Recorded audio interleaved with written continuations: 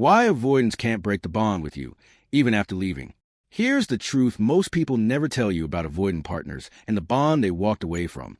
Avoidants don't actually break that bond. They distance themselves from the relationship, yes, but not from the imprint it leaves on their nervous system, their emotional memory, and their sense of self. That connection doesn't disappear just because they shut the door. It lingers quietly, resurfacing in moments of loneliness, emotional dysregulation, or when they meet someone new who doesn't feel the same. Studies from the University of California on attachment neuroscience reveal something fascinating. When avoidants form a secure connection with someone, their brain's limbic system creates what researchers call an emotional baseline. This baseline doesn't get deleted when the relationship ends. It stays encoded in the amygdala and hippocampus, influencing how they experience every connection that comes after. Most people think avoidants just move on and forget. They don't. Their bodies remember what their minds try to suppress. I work with avoidant individuals every week, and here's what they tell me months or even years after leaving meaningful relationships. One client said, "I was at dinner with someone new, and she was perfect on paper. But when she laughed, I realized I was waiting for a different sound." Another kept their ex's playlist for 2 years, never playing it, but unable to delete it. They described this strange emptiness in quiet moments, comparing new partners to someone they claimed they wanted to forget. Their nervous system stays psychologically tethered to a bond they thought they escaped. By the end of this video, you'll understand exactly why avoidants can't break free from certain connections, what's happening in their brain and body when they try to move on, and most importantly, how this knowledge shifts the power back to you, so you can stop waiting and start healing with complete clarity. To understand why avoidance can't break this bond, you have to understand what made it different. You didn't love lightly. You didn't attach for entertainment, validation, or ego. You attached through genuine presence. You showed up consistently, held space through their withdrawal, and responded with understanding rather than control. For an avoidant, someone whose nervous system learned early that closeness equals danger, this kind of love is profoundly destabilizing. Not because it's bad, but because it's unfamiliar. It bypasses their defenses instead of fighting them. It offers safety without demand, intimacy without invasion. Once an avoidant experiences that level of consistent emotional availability, their system records it as something rare. Avoidants survive by disconnecting from emotional intensity. They intellectualize feelings. They compartmentalize experiences. They convince themselves that what they felt wasn't that deep or that you were too much. But here's the paradox. The very reason they label the bond as overwhelming is because it reached places nothing else ever has. You reflected back their unprocessed inner world without judgment. And that's terrifying because it forces the avoidant to confront emotions they spent a lifetime suppressing: longing, grief, vulnerability, and the fear of being truly seen. This is why avoidants often leave suddenly, go cold, or rewrite the story after the relationship ends. It's not because the bond was weak. It's because it was strong in a way they couldn't control. When an avoidant pulls away, they're not breaking the bond. They're escaping themselves.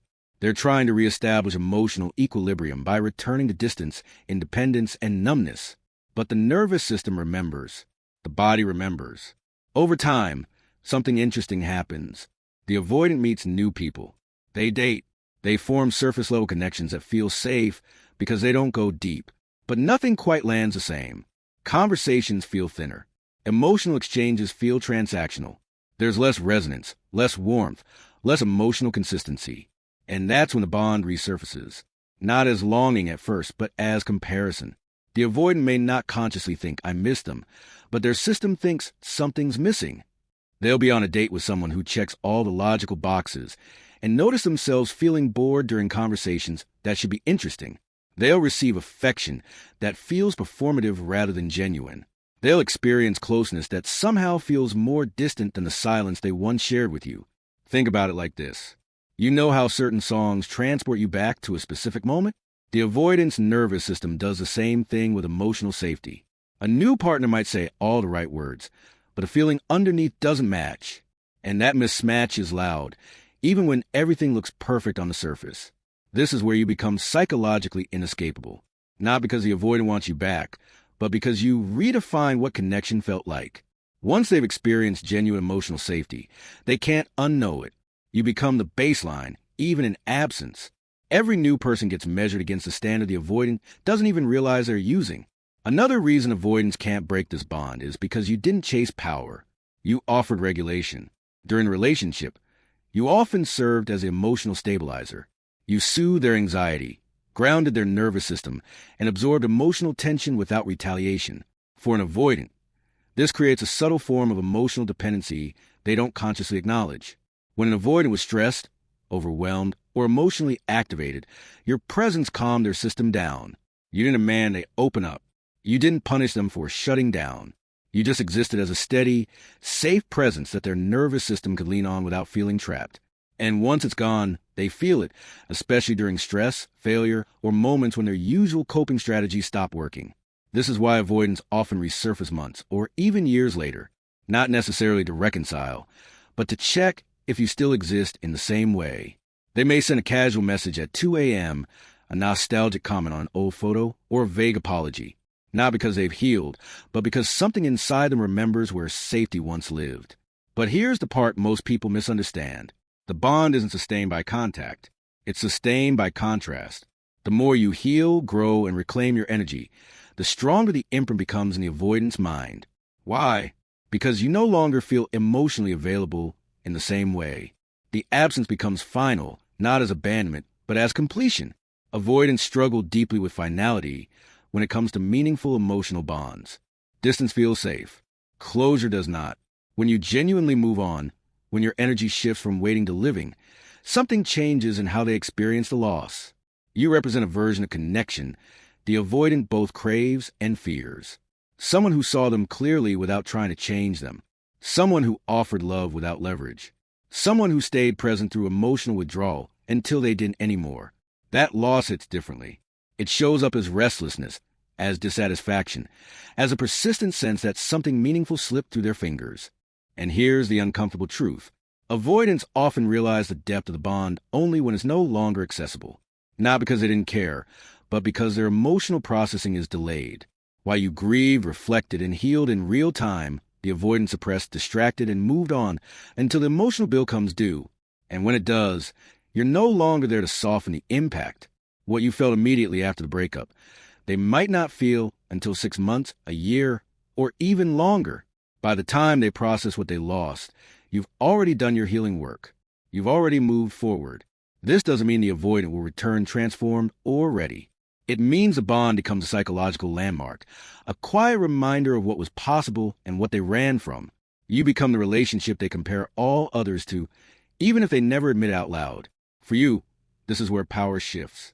Not through revenge, not through silence used as punishment, but through genuine detachment. When you stop seeking validation, stop waiting to be chosen, and stop centering the avoidant in your emotional world, the bond completes its purpose. It turns from a wound into wisdom. And ironically, that's when the avoidant feels it most, not as longing, but as respect.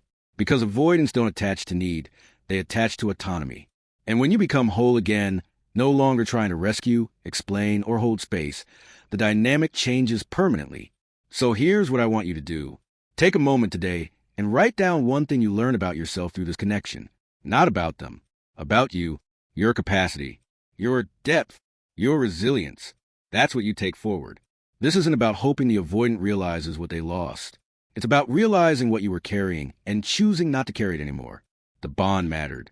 It was real, but it wasn't meant to trap you in waiting or self-doubt. It was meant to wake you up to your depth, your intuition, and your capacity to love without losing yourself.